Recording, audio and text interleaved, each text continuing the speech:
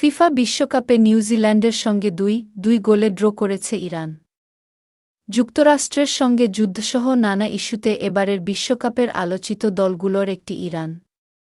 ম্যাচের ৭ মিনিটেই এলিজা জাস্টের গোলে লিড নেয় ১৬ বছর পর বিশ্ব আসরে খেলতে আসা নিউজিল্যান্ড, সমতায় ফিরতে আক্রমণে ধার বাড়ায় ইরানিরা।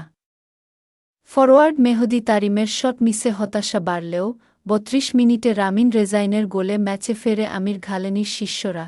এরপর দ্বিতীয়ার্ধের ৫৪ মিনিটে আবার লিড নেয় নিউজিল্যান্ড, এই গোলটিও করেন জাস্ট।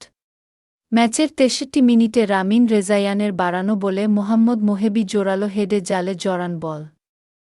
এর মাধ্যমে ম্যাচের সমতায় ফেরে ইরান। নিউজিল্যান্ড ম্যাচ সামনে রেখে একদিন আগে মেক্সিকো থেকে যুক্তরাষ্ট্রের লস অ্যাঞ্জেলেসে পা রাখে ইরান।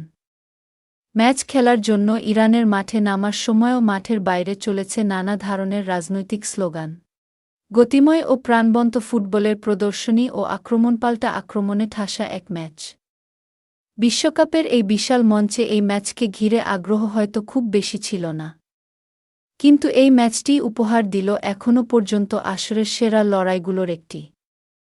রোমাঞ্চকর ম্যাচে ২ দফায় এগিয়ে গিয়েও জিততে পারল না নিউজিল্যান্ড। ২ দফায় ঘুরে দাঁড়িয়ে সমতায় শেষ করল ইরান।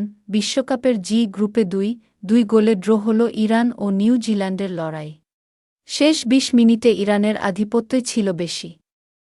বেশ কিছু আক্রমণ করে তারা, কিন্তু সামলে নেন নিউজিল্যান্ডের রক্ষণ ও গোলকিপার ক্রোকম্বো।